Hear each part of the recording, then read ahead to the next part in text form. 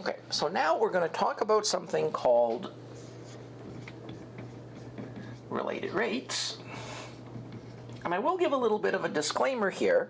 This is definitely something that talking to students over the years, they're often not thrilled with, but why that's the case is because generally with a related rates problem, a lot of the difficulty isn't really with the calculus side, it's with the problem-solving side and it's with the setup side. Because how these problems generally work is you're going to be given sort of a long sentence or paragraph or what have you that asks you to solve some sort of problem, and setting it up is sort of the non-trivial bit.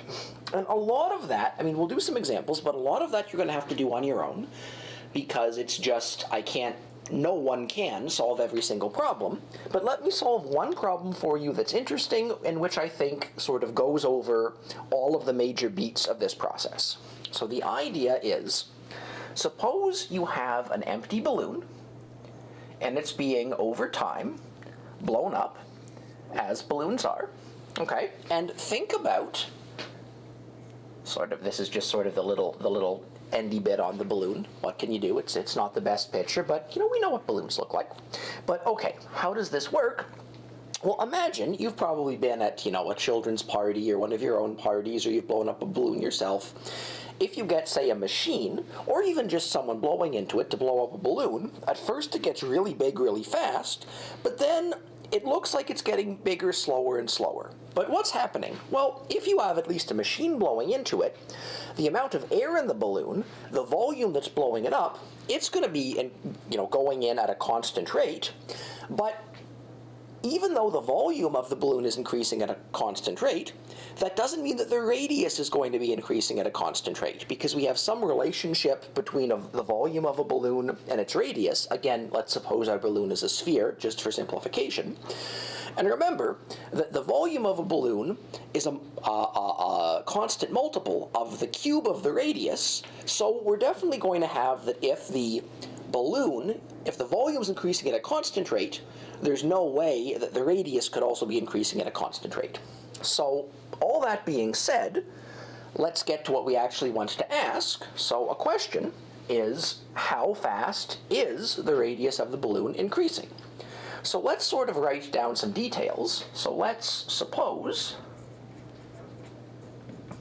the balloon starts empty and is being blown up at a rate of 1 meter cubed per minute. So how fast is its radius increasing?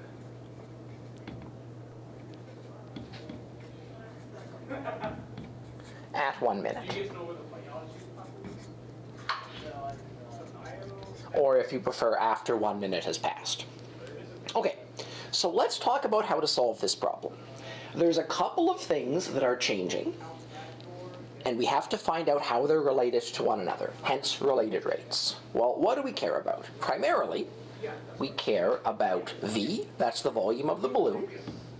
We care about R, the radius of the balloon, because we've been given something about this, we've been asked something about this. And of course, all of this is with respect to time. So now, how is this going to work out? Well, let's think about what we've been given.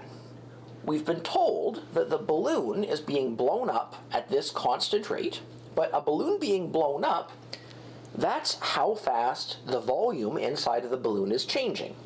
So this, how fast the balloon is being blown up, is the rate of change of volume with respect to time, and we're being given that it is equal to 1. Yes, 1 meters cubed per minute, but let's assume that we have all of the units settled, and let's just say 1. So this is what's given in the problem. Right? Well, what is the desired?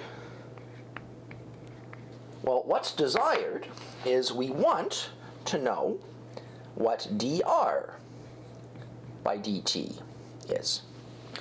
Okay, well, the question is, how can we take what we're given and determine the desired? Well, in this case, we need a little bit more information, but it's information that we have. We know the formula for the volume of a balloon. We know that V is equal to 4/3 pi r cubed. So we have the formula for the volume of a sphere, V, is equal to, in terms of its radius, 4/3 pi r cubed. So now let's imagine something for a second. We can therefore sort of imagine that V is a function of r, right? Because we can take it as this function here. And we can definitely think of r as changing in time, if we want. So if we ask ourselves, well, what is v of t? We could think of this in one way as v of r of t. If we wanted to differentiate v in t, we could use the chain rule to do this. So we could say that the derivative of v in t, so dv by dt, well, by the chain rule, is going to be, well, what are we going to do? We're going to let v be the outside function and r of t be the inside function. So the inside function is the derivative of the function v in terms of r, which we can call dv by dr, times the derivative of r in t, which we can call dr by dt. Another way that sometimes people like to do this, and both are valid, both are good, is you could sort of, thinking about things in terms of implicit differentiation, you could imagine that both of these are functions of t, and you could differentiate on t in both sides, and you'd get dv by dt on the left, and then on the right, you'd have to differentiate this function as a function of r and multiply dr by dt on that side. So you can think about it that way too. But one way or another, indeed, what is dv by dr? Well, that's just we take this function and differentiate it in r, and this is a polynomial, so that's going to turn into 4 pi r squared. So we definitely have that dv by dt is equal to 4 pi r squared dr by dt. Okay, so where do we go from here? Well, we were given what dv by dt is, so this means that 1 is equal to 4 pi r squared dr by dt, which means that dr by dt is equal to 1 over 4 pi r squared. We're not done, but we're close, because the problem says, how fast is the radius increasing after 1 minute, or at 1 minute? Well, we have a formula for dr by dt, but it's in terms of r. But let's ask ourselves what happens at 1 minute. So at t is equal to 1 minute, well, the balloon started out empty. It's being filled up at a rate of 1 meter cubed per minute.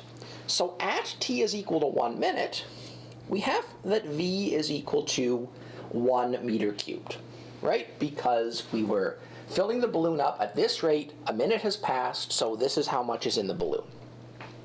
But now, we can use this fact to determine what r is. So, because we have this relationship between v and r.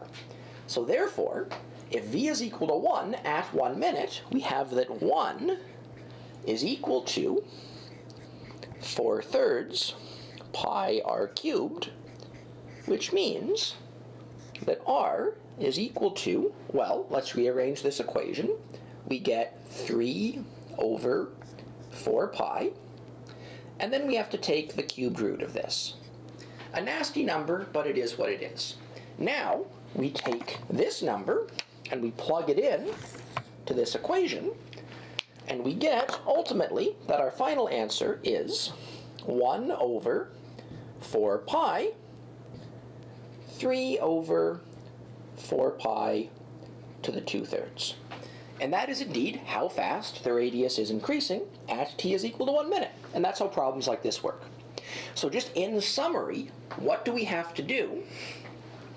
Well, we have to isolate what's given and what's desired, and in doing so, we have to isolate all of the variables we care about.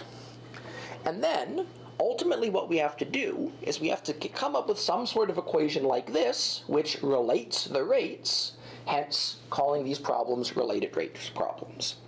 And in this formula, we had that one of these was known, one of these was required, and this third one was something we had to figure out. How did we figure this out? Well, we know, and in some other cases you just have to figure out, some relationship between these variables, which allows us to compute what this is. But now, with everything, the given what we figured out, all plugged in, we now have some equation for the desired, and we work out what that is, but sometimes the equation for the desired isn't in a form that's immediately usable. For example, in the way we did our computation, naturally this formula for dr by dt included r, but we weren't given an r to plug in, we were given a t to plug in. But what could we do? We were able to take our t, turn that into a v that we knew how to compute, and then because we have the relationship between v and r, we could turn our v into an r and find our answer. And that's generally how these things are going to go.